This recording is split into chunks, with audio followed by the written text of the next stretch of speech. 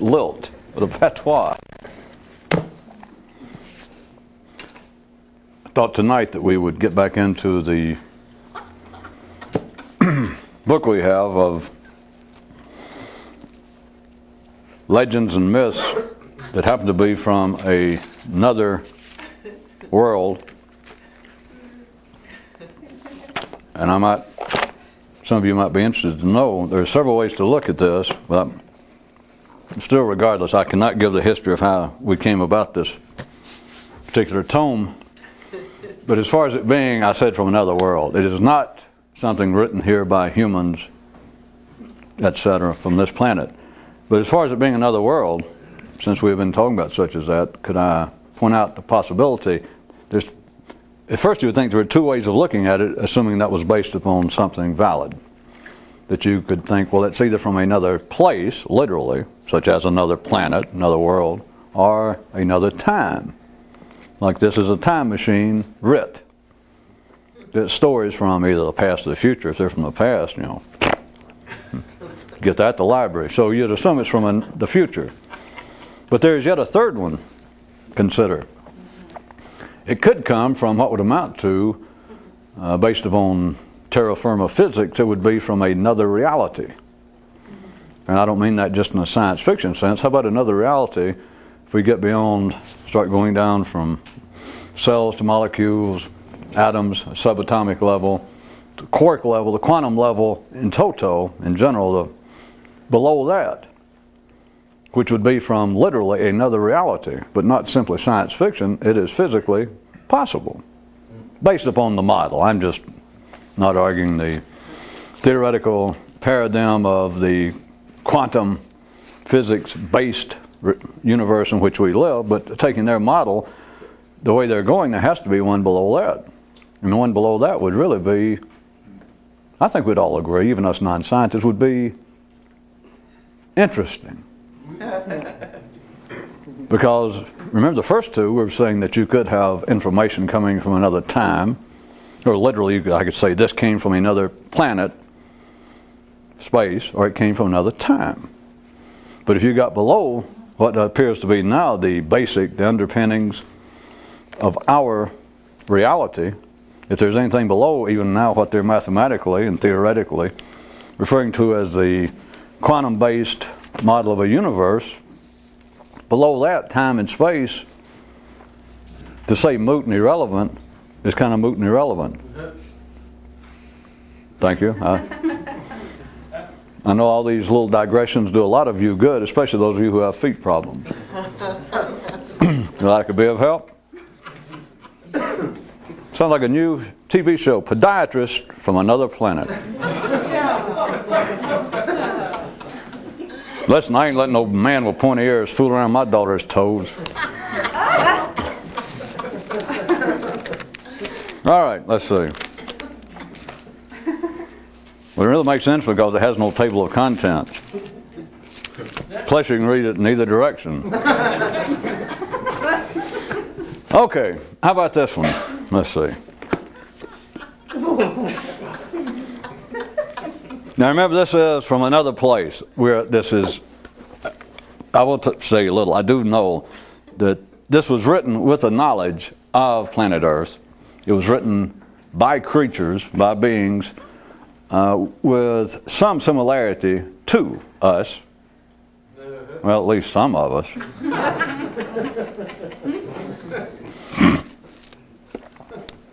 So it is not that they are completely alien in their thinking and their experience and their knowledge to what is going on this planet. Having said that, let's all put our heads on our desk. And Ms. Jackson will pass around some stale biscuits that we had left over. Well, the one I happened to turn to I thought might be of interest had to do, so here we go. We're pretending that this is a kind of otherworldly allegory having to do with the very kinds of matters that we've been talking about. Affairs Mystical. Spelled with 2 T's, for those of you with more sophisticated, if not European, linguistic leanings.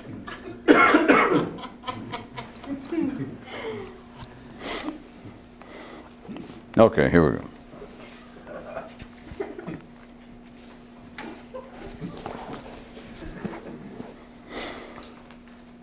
It has to do with their own version. And they were writing allegorical on top of all that. So this is not a history from this other place. It is their form of an allegory. And it has to do with their story of someone coming to their planet from another time or place. You follow? So we're at least 2 steps removed from anything resembling everyday reality, which is boring enough anyway, if that's what you're after. Turn on one of the commercial networks and watch something that's unintentionally funny. Oh, that's right, they call it intentionally funny. I just always think it's unintentional when they are actually succeed. But here we go.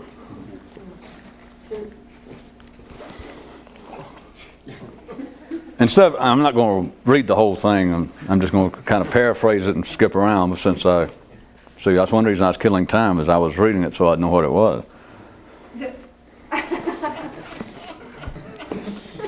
It had to do, once upon a time. Now remember, this is not from here, this is from another planet, another world, and it's not history, it's their version on another world to start with. It's their version of something otherworldly.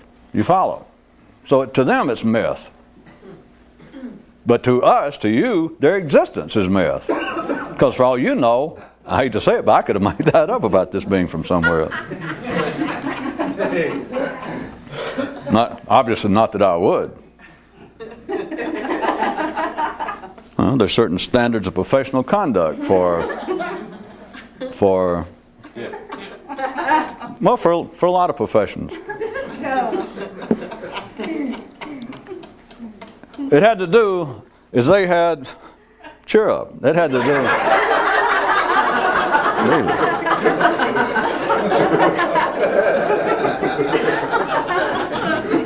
speaking of professions, I don't know, I bet the Pope doesn't have to put up this kind of shit you try to talk about.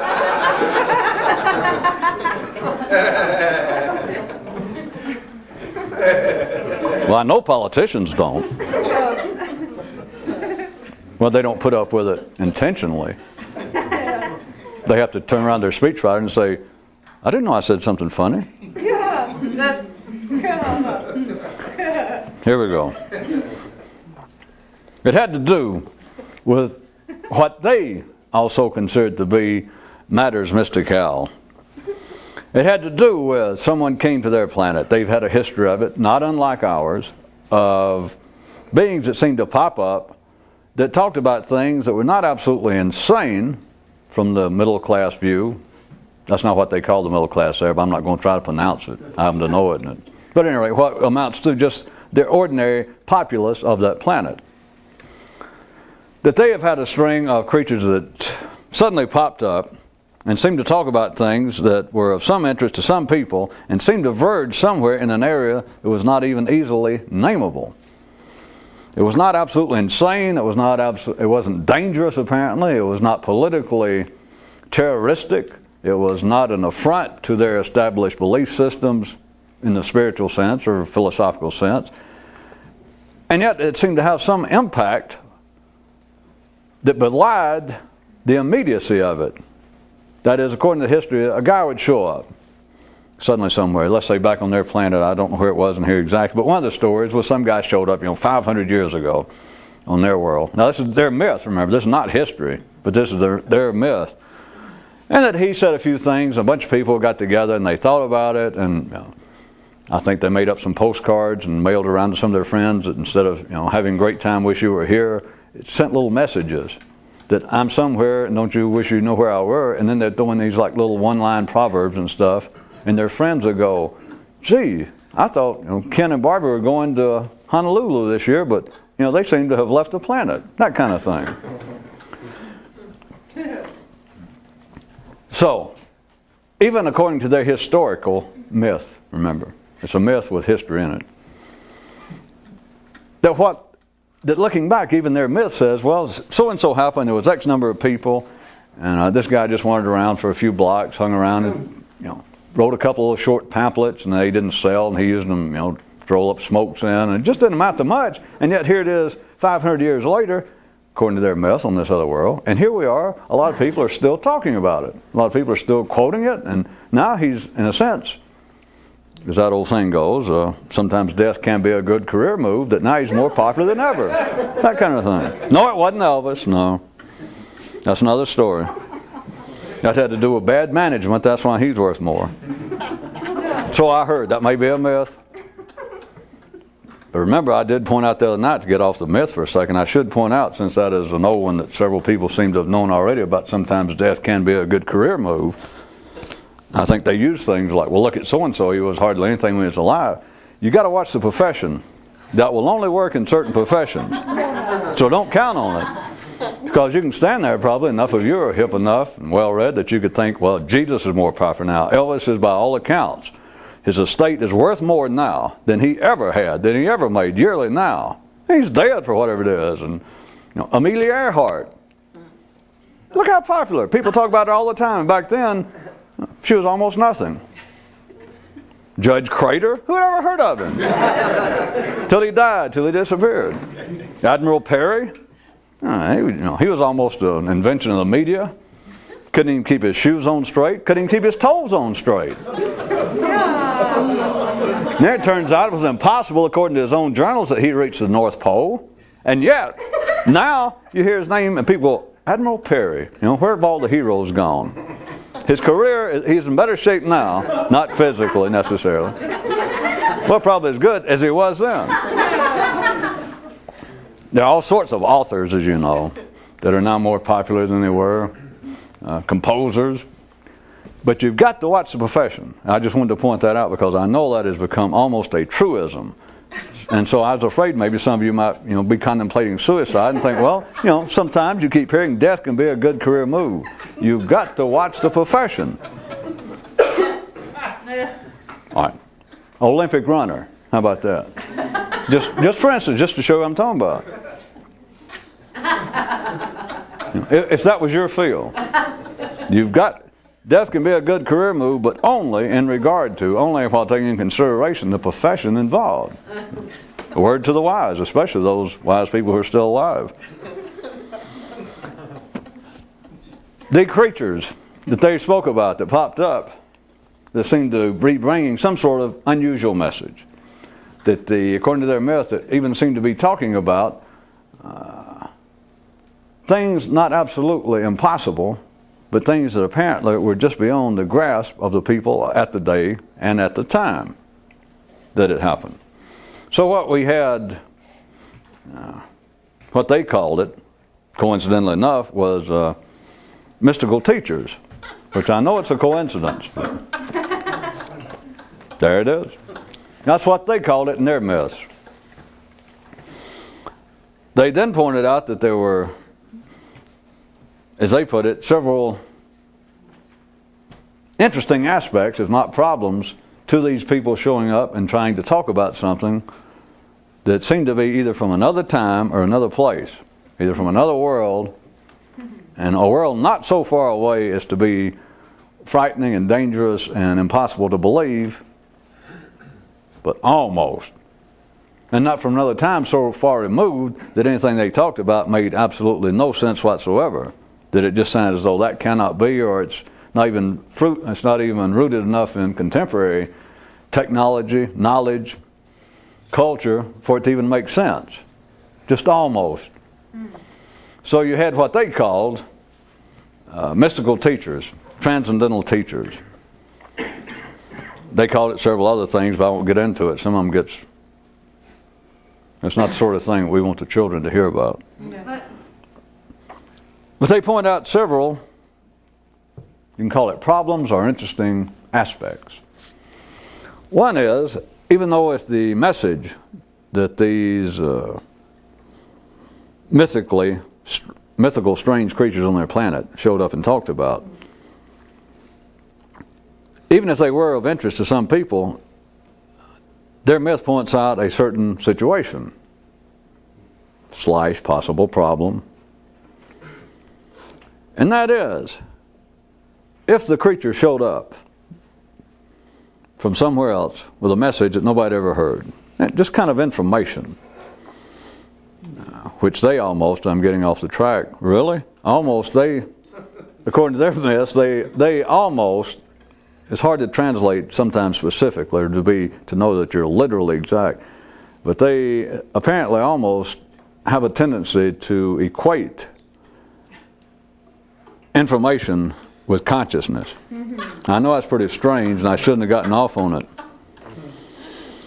But they point out that, according to their myths, that these creatures that would pop up from somewhere and start talking about something that either sound like it was from another time or another place or another reality, that there was a certain possible problem, interesting aspect.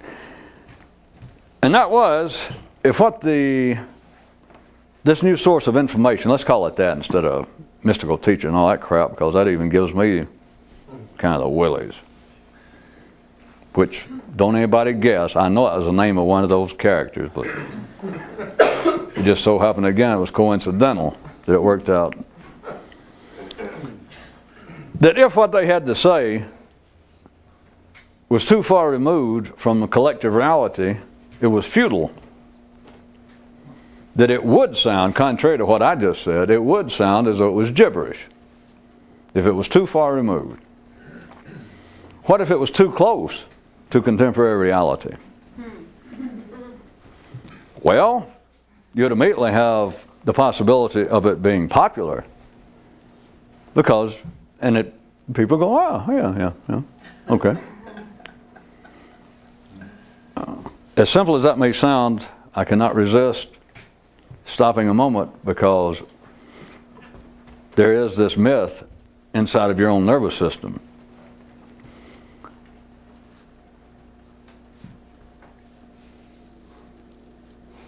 The belief, the feel that many people have at some early age that, boy, there is something in me, there's some kind of interest, some kind of hunger, something I'd like to know, and I'm not even sure exactly what it is. But God damn, I'd give almost anything if I could find somebody that knew what it was. I could just talk to them. And say, just tell me, I'm not even sure what it is, but I'd know it if I heard it surely.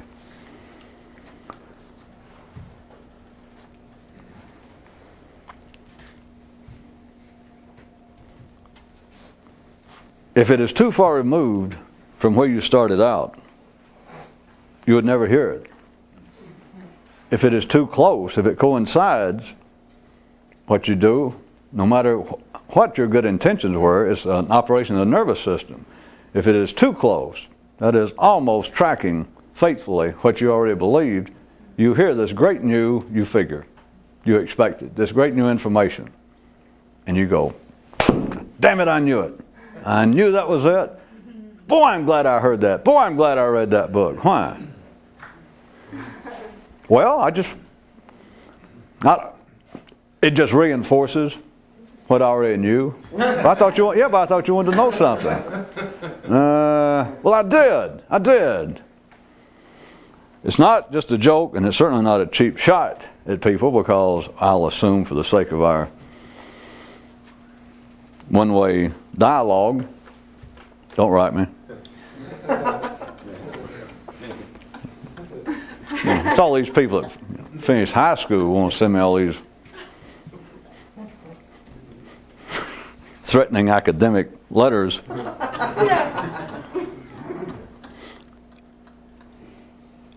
According to their myth, if I'll make it easier, that one of the creatures, whose name I don't even know, I can't remember, that it popped up and he started talking, and this is after the fact. It's not contemporary to the time the myth was being told or written down. But now, after the fact, after this creature is gone, this guy who was talking, the information is now fairly popular. It's reprinted, and they've gotten fortune cookies, and people spray it on the sides of buses. And yet there are people still there on that world that take the myth of what the guy supposedly said as being potentially quite serious, being of potential great importance, that there is a deeper allegorical message even inside the allegory. And yet, according to the history within their myth,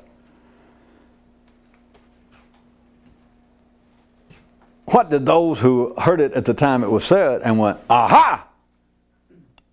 Boy, God, I'm glad I was alive to hear this. Boy, I'm glad I found this. Assuming they had the hunger to start with, what did they get? Now you could, if you were of such a turn of mind, you could say, all right, I see what you're saying, that anything that you already agree with is of no interest, or is of no particular value. If you already knew it, what the hell you need reinforcement for? Or maybe you wouldn't, but now I've done it for you. That is, for those of you that follow the myths I've been writing, what apparently is me continuing to bring up the idea of heroes. And saying such things as a more conscious person, you can't have a hero. It's not because, well, I'll show them. Of course, it could be. If you get desperate, it should be. Because at least to yourself, you should realize I am slipping back into the outdoor plumbing whenever I'm impressed. I have fallen back in the basement. I am back with the super. Trying to have super ideas, and I'm back here amongst the soot, perhaps the backed up sewage, and I believe that I am having penthouse dreams. Referring to architecture and not to publication.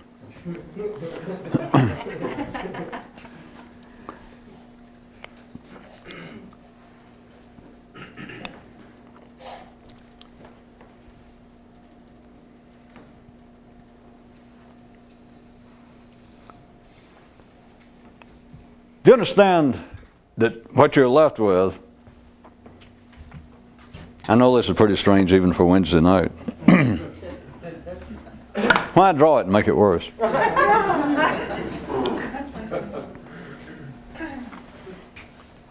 Let's turn the myth around. What if you knew something? What if you were the part of this myth? We'll play fairy tale on your time. What if you knew something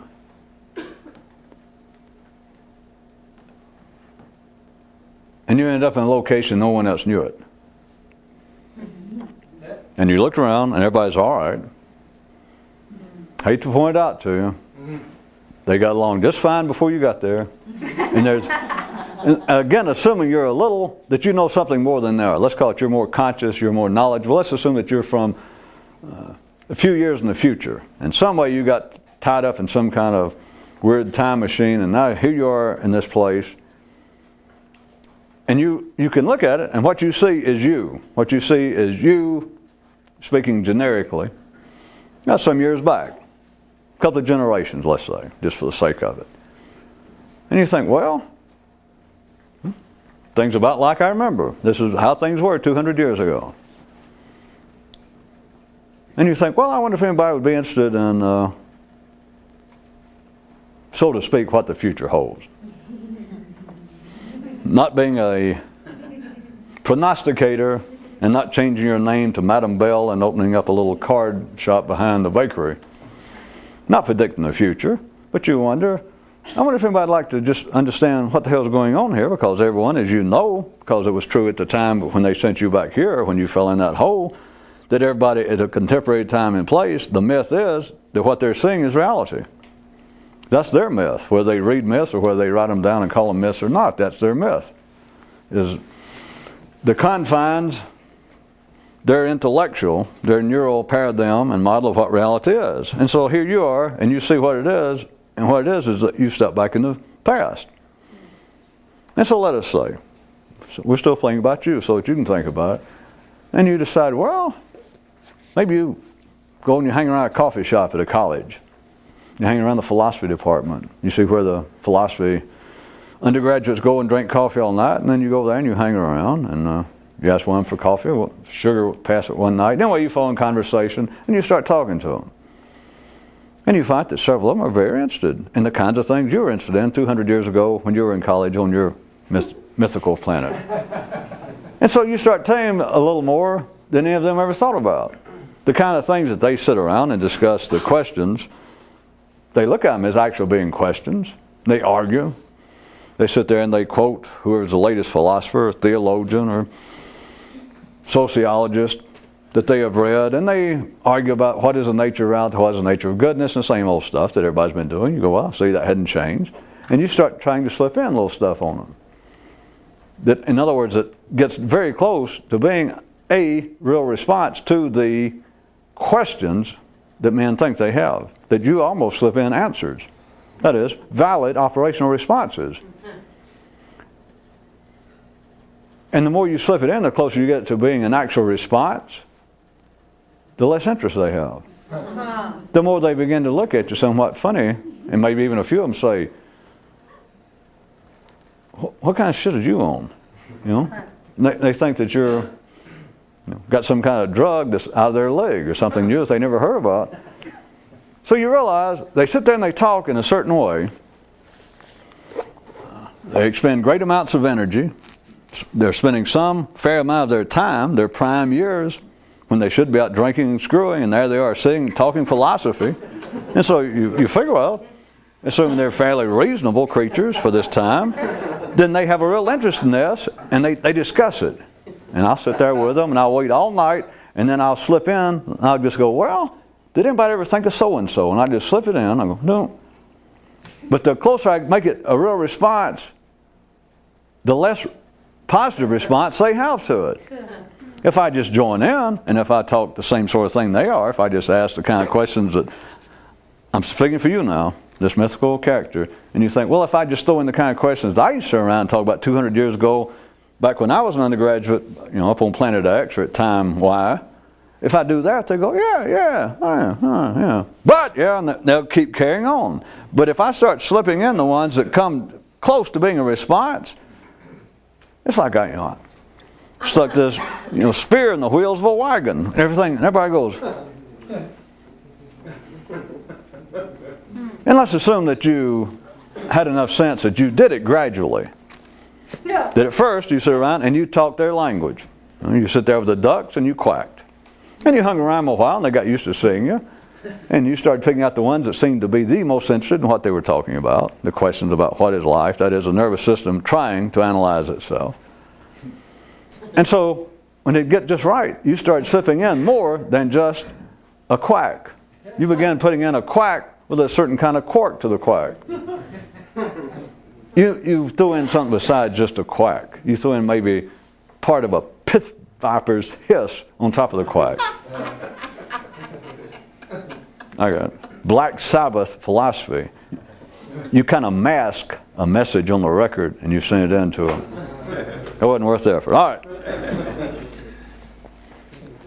But when you started that,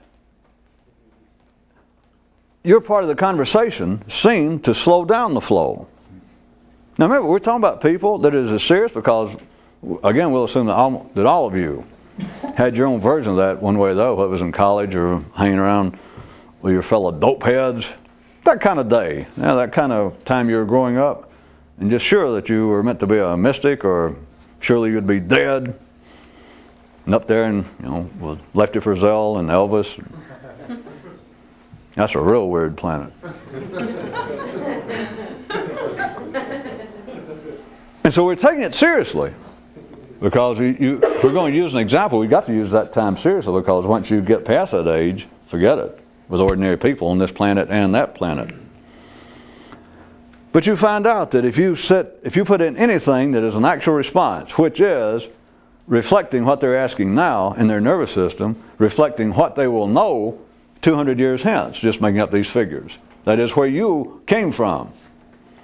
And so you start trying to slip it in, but as soon as you get off of that main plank that they're walking from one cliff to another, which is the kind of like the time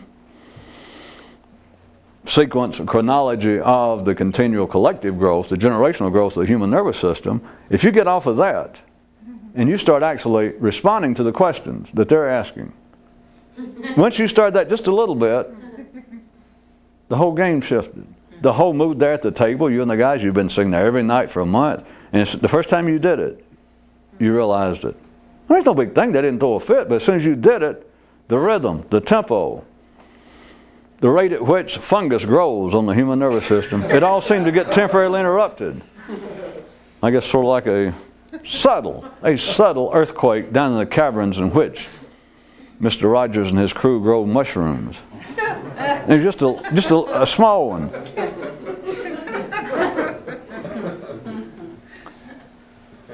Don't forget the myth now. That's where I took all this from. It just brought it all to mind.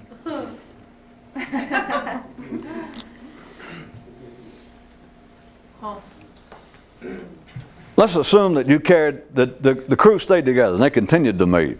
And you had to watch it. It was kind of like a dance, sort of like, a little shadow boxing with them. You're throwing a little bit, and sometimes they'd get it, sometimes they wouldn't. Sometimes the moon was in the house of the fifth dimension.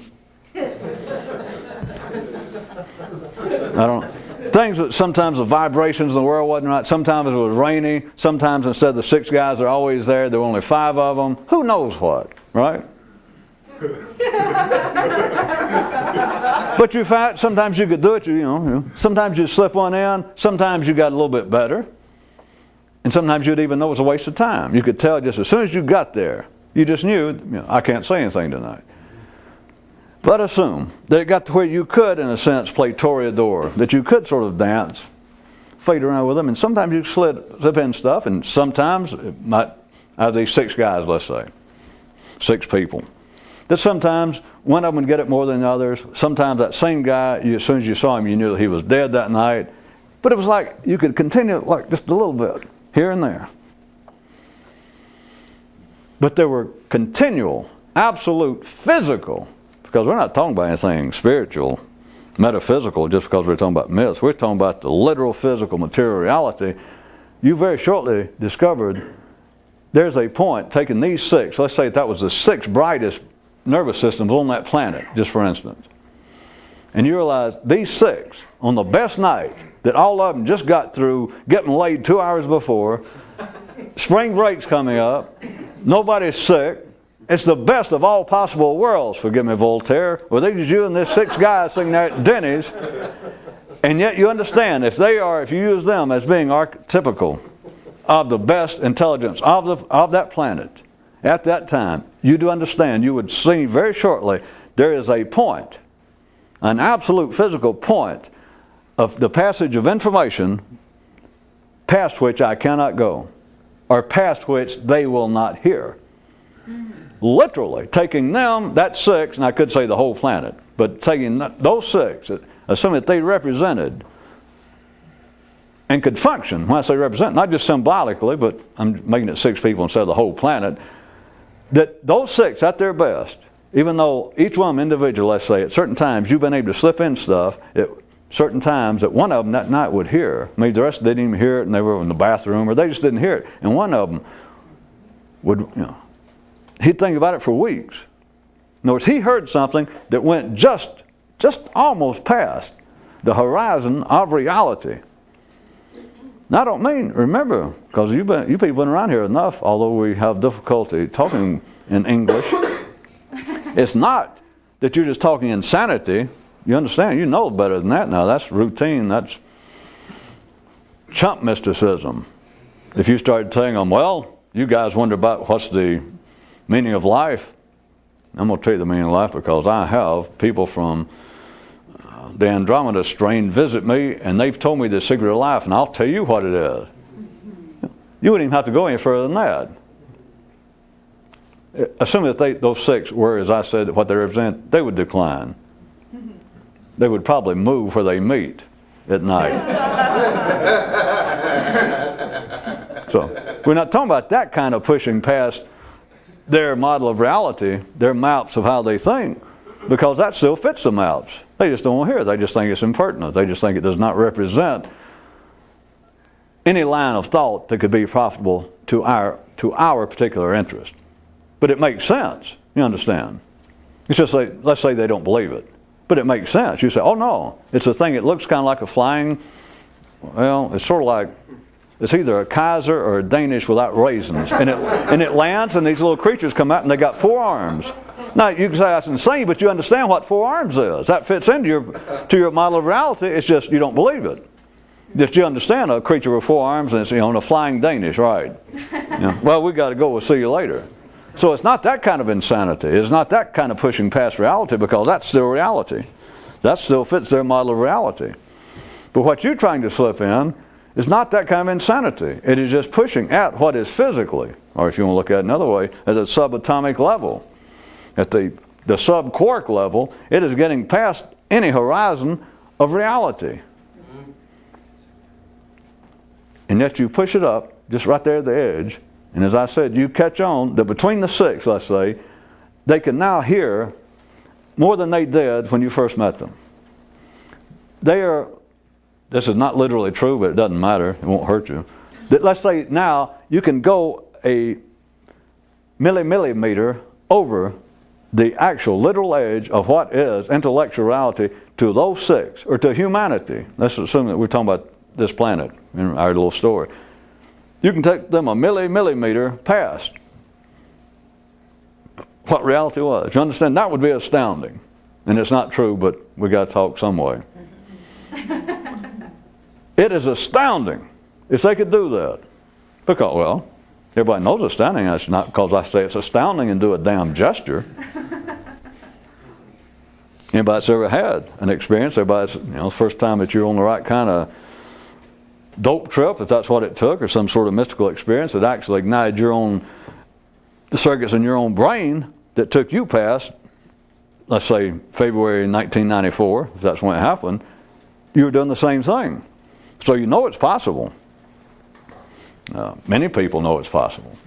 The drug literature, the religious literature, even the most mundane is full of it. And all of you will assume have had enough experience along some line that you do know that there is something else besides what your brain tells you is reality that you can experience, and it's not insane. Oh, it's insane if you turn around to your mother or father or Uncle Charlie once you get back and try to tell them, because you try to tell your own nervous system, the one that meets you at Denny's at midnight and we'll sit around and drink coffee, the OU, and you try to tell it. Such things, well, you don't really tell it much. It's like you and it talks like, were you there when you remember last week? When I was out there right outside Santa Fe and those mushrooms, did we actually see what we saw? You remember just you and I was walking out there on the desert? You remember we spent the 2 nights out there, or at least one night, whenever it was. Well, you were there with me. Do you remember that? In your mind, go, well, yeah, I wasn't nuts completely. I was certainly on a trip. And you saw it. You know what we saw? The kinds of things we saw? And probably somewhat begrudgingly, somewhat hesitantly, like the 6 guys, even at their best, your ordinary mind goes, well, yeah. But it's almost like 2 people who had a shared drug experience or a shared mystical experience. And let's say the other person brings it up after it's over. And they say, did we actually see and think what we thought? And you're kind of like, well, you tell me, or tell me what we saw, and I'll tell you if I agree. Because the point being, those that have the experience is not open to discussion. There's nothing to discuss. You know what you saw. And it pushed reality, except it was not insane, not in the sense that if your trip was, whether it be on drugs or through some mystical practice or that you did, well, just, some accident that your nervous system, well, I shouldn't even keep bringing up the accidents, that's of no importance, but if you were able to ignite the circuits in your own brain that's not now working, which would amount to a future trip, when it's over in a sense it was insane, but it's not insane in the sense that it was something that couldn't happen.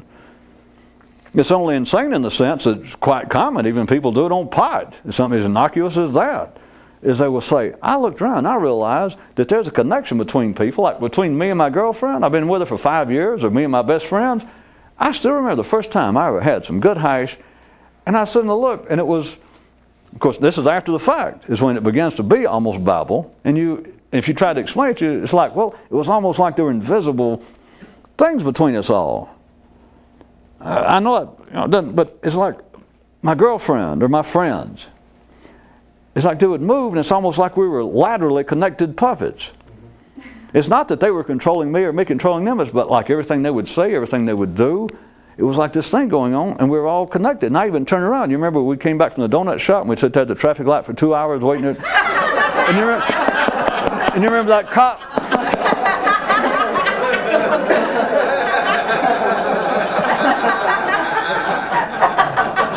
And you remember... I'll assume all you people are laughing out of recognition and theory.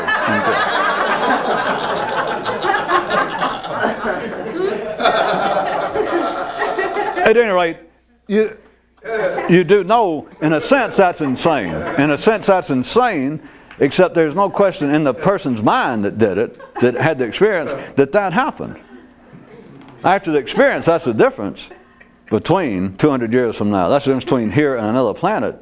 It's you coming back, because after the experience is over, if you only do it once, which is about, to say the least, par for the course, even of those best mystical golfers, that's about the best they ever do is get one shot at it. And so they're back, and they know what happened, and they're delighted. You can point out to them or say, I heard you really took a trip one time.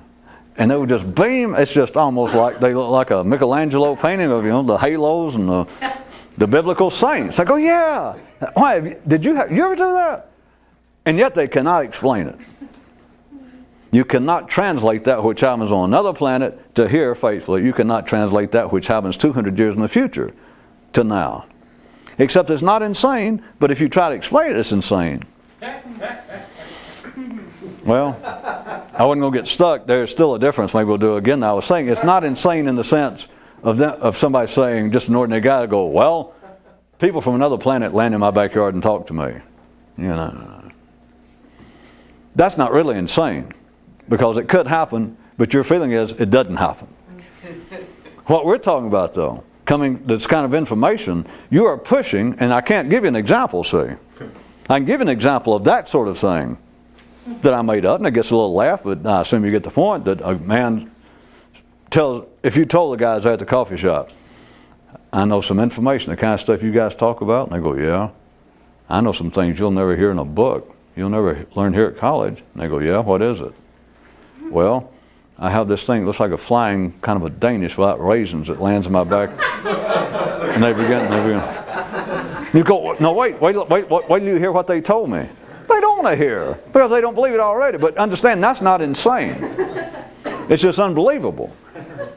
But if you actually give information that's out of the time and out of the place, it is insane. And that's not the word. And so what I was going to point out to you, which is it should be of interest to those of you who are following this, because it hits right at the sub-quark level, sub-quantum level of what the neural system is, here tied down with gravity, is I can give you the example of what it's not.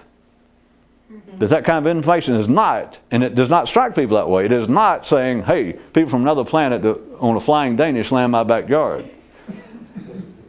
And so you can say, all right, give me an example of what that would be. And I can't put it in words. Of course, I put it in words 3 times a week. Most of you just don't notice. A lot of you think it's a joke. Who are my writers?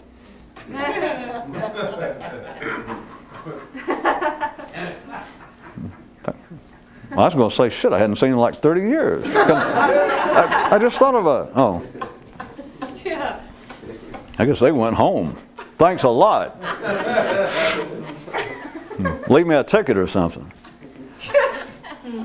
I cannot give an example. But think about it. We're not talking about me. It's not that I can't do it. There is no way to give an example. I can tell you what it's not. But so you can round up. I hadn't forgotten the myth here, by the way. The so-called problem, the interesting aspect.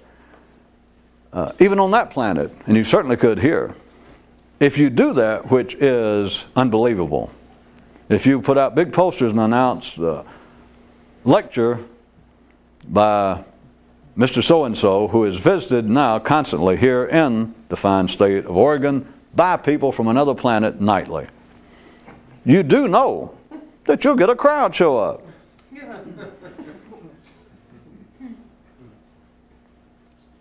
Now what I'm referring to, the real transcendental information / consciousness, according to their myth, can be equated. The kind of information I'm talking about in our fable of this guy that comes in from 200 years in the future, and he's sitting here talking to these guys over at the college coffee shop.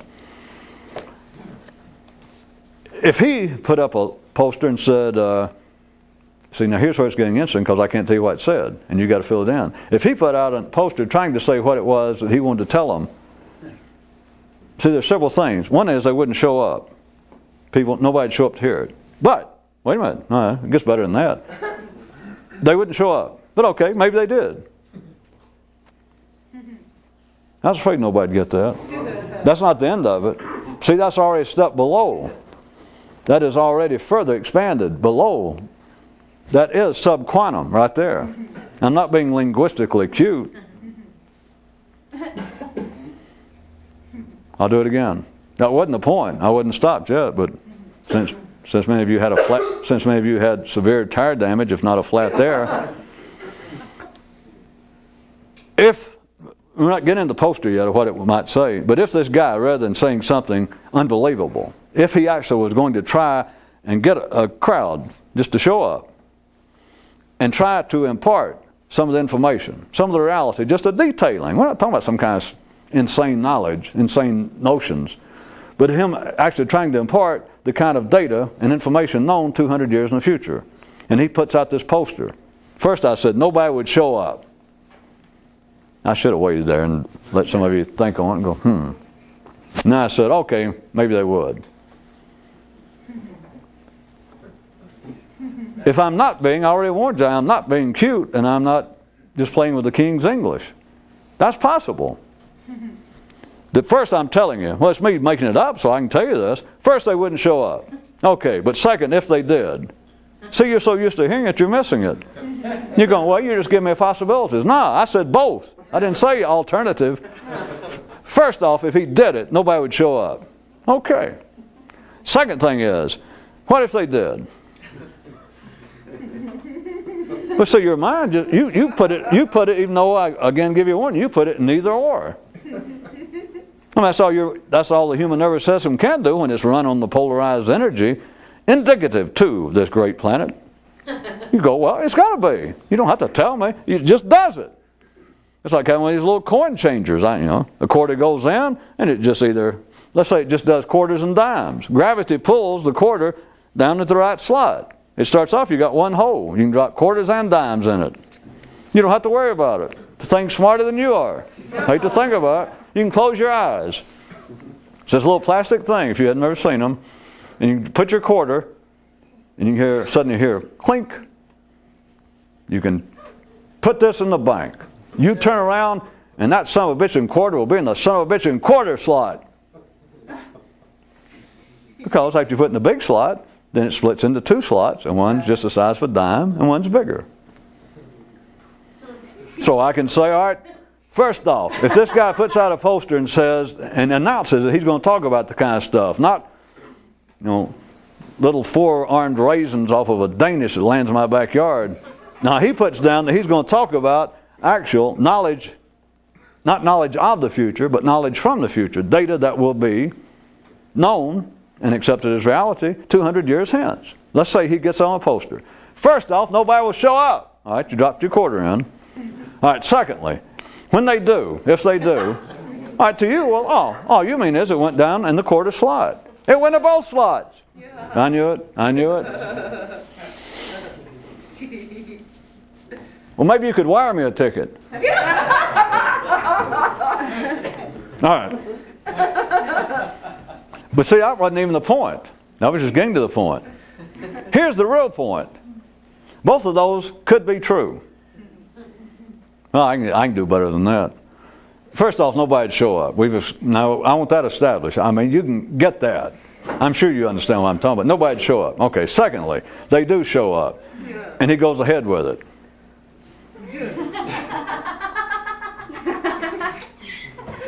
Maybe I won't do the third. I'll do the fourth. We'll skip the third from it. Now the fourth.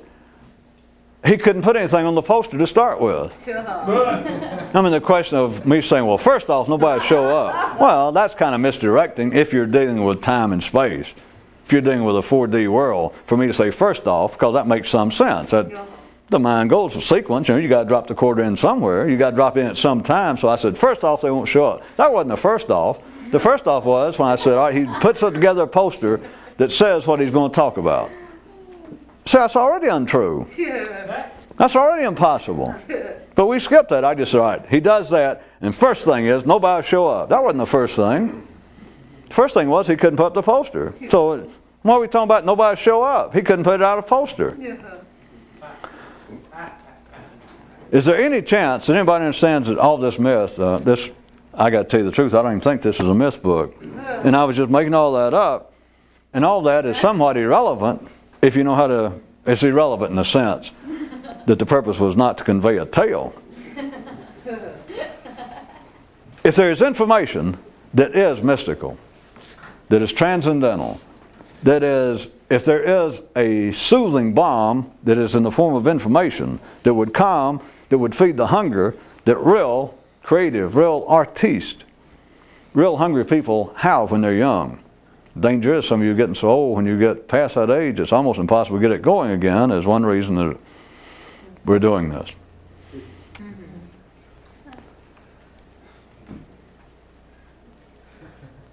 The information, even if it apparently would come from another source to start with, like my guy from my myth of coming from 200 years in the future and suddenly he's here and he's trying to talk to somebody. You're left with, it either makes sense, and people go, and they can believe it or reject it, but it is not insane. Such as they can reject it, all right, I've got important information, and it's from another planet, and anybody who's sane and middle class in that reality walks out as soon as they hear that. Or if he says, all right, here's what God wants me to take. If they got any sense, they're gone. If you had a possibility of a good audience, there they went. That's the way you tell. And then leave the ones in here say, well, so the rest of you won't hear about flying saucer, and they go, yeah, we do. And you go, well, good. Now we're down the real thing. I'll be right back. I go to the bathroom and go out in the parking lot and follow the people that left. That was your audience. Of course, you got to be dealt with you is what we're talking about.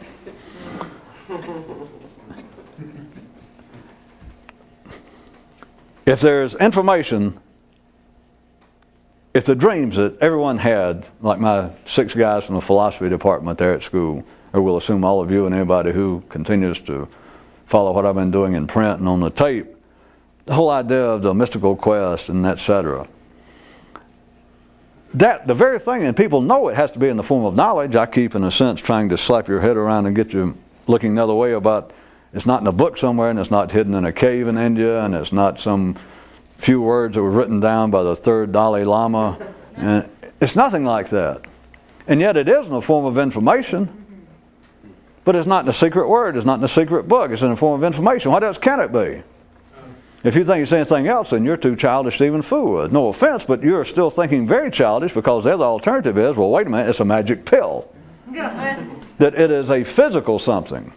That is what real magic is. That is what the transcendental experience, which is one reason, of course, it makes drugs so popular in all forms, is it does seem to be, hey, I have found God. It's in a spiff. It's in a pill.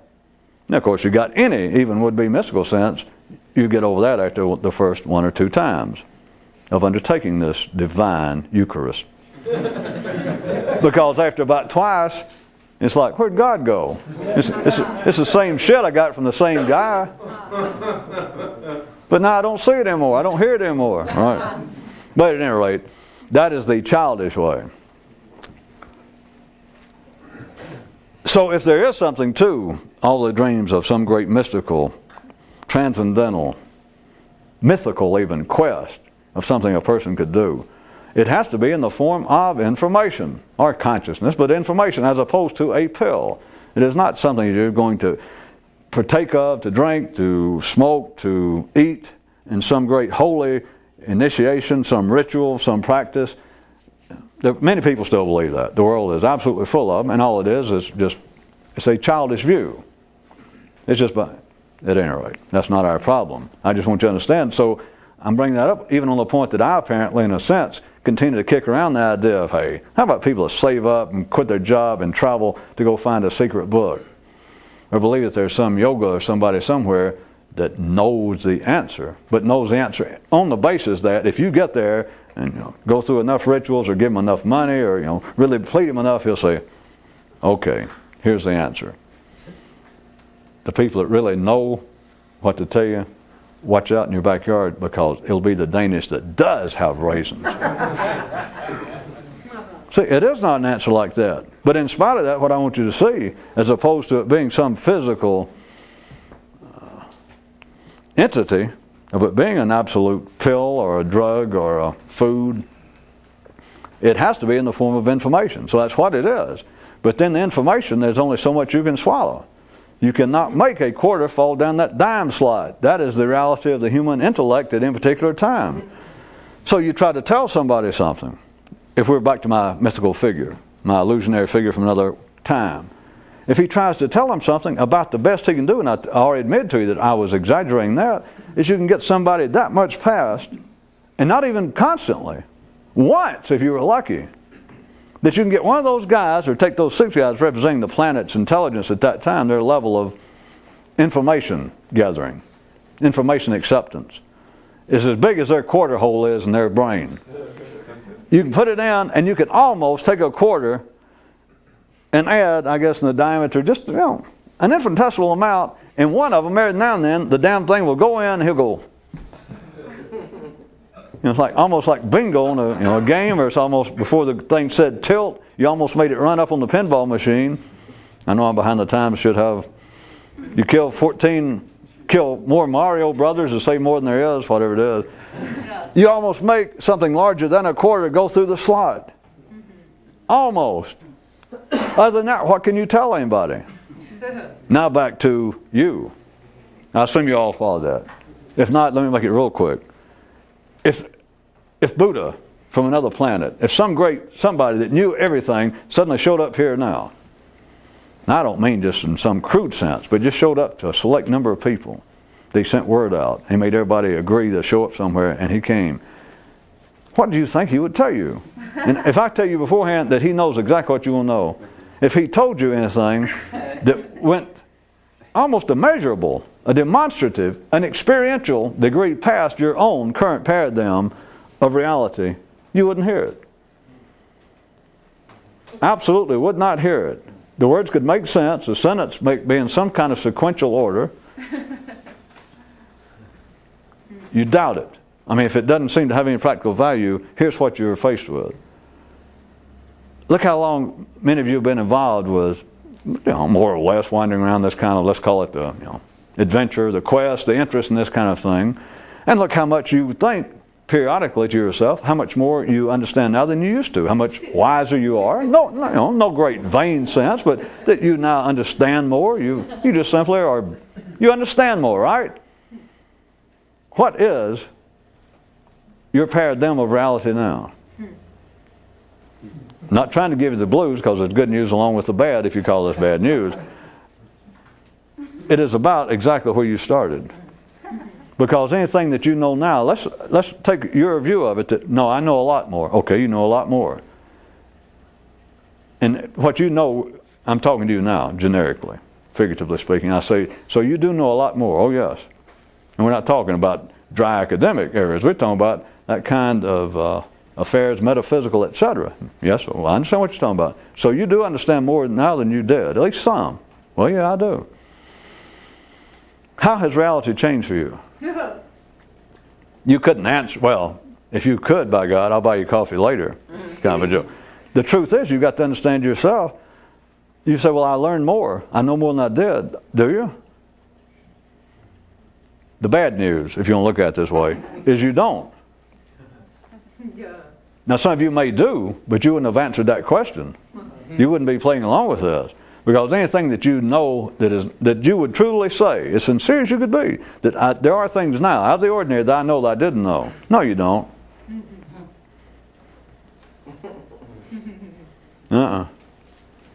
If you did, you'd have been hearing what I was talking about all this time. But notice, it's not just my problem. It's not just, it's not just the guy's mythical problem in that story I was telling you. You don't have to look at it that way. Look at yourself. The nervous system is sold out.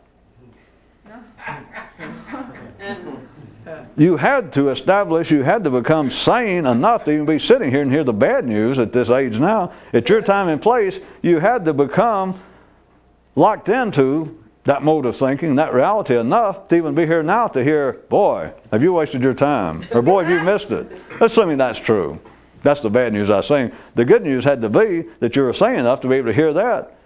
And we'll hope that the real good news is, well, I've been trying to slip in on you, by the way. I did it Monday without any advance warning for anybody who thought anything at all curious was slipped in Monday. There was a lot slipped in curious. The good news is that it may not be too late. The good news is if you find out that everything I know is in the same damn bullpen. I have not left this planet yet. I have not left this time yet. That does not mean that you hadn't had a hell of a ball intellectually. Because anybody that even gets on this, you can end up in a sense of being a Don Quixote and never tear down a windmill, but goddamn, look at the fun. I mean, compared to somebody that's an accountant or works on automatic transmissions all day. But insofar as information being something that you're going to, that in some way just quickly absorb, or that, well, I've already thought of unusual things I'd never imagined when I was 17. Rat's ass. It's not that easy. Anytime you think it is, if you're missing the point, go back to what I'm saying. If you knew something that was 200 years anachronistic in the positive sense, 200 years in advance, and you were suddenly there and with some people went, hey, and they're talking about something, hey, I could tell you something that would really blow your mind with this. You're absolutely right. If you told them, it wouldn't blow their mind. And they'd leave. But the other possibility is, well, wait a minute. Since I know all that, I can tell them things that they'll go, damn it, you're right, by God. But shit, you can do that to yourself. But then you might, how about this, and then we'll close. If somebody thought all this, you might think then, or you could think, yeah, but I'd rather have somebody from another time or another world tell it to me. That'd be more fun if I knew. You know, if this mythical guy showed up and says, well, I'm from 200 years in the future, and all the kind of stuff everybody's thinking about, you're thinking about now, I know exactly. And I'll tell you what you're thinking about, and I'll tell you how it will be 200 years. In other words, I'll answer all your questions if you'd like me to. And you go, well, that'd be great. And he said, all right, but let me tell you now, you won't be able to understand what I'm doing when I tell you. I mean, it'll sound all right, but it won't have the effect that you think it will, okay? They go, well, great, yeah, let me get my friends, because even if you're correct, we'd rather hear from you than some clown like, down the street. You're really from another planet, yeah? Hey, wait, let me get my brother. And you say, well, believe me, this is not going to have any effect. If I take to the way it's going to make any sense, you're going to go, well, I'll be damned. And you'll leave and it won't do you any good. And they go, well, that's okay. Because it'll mean a lot more to us, even though it's going to be meaningless. They're taking my word for it. It'll mean a lot more to me to know that somebody extraordinary told me this meaningless crap than just somebody I knew. Okay, wait here till I get my friends.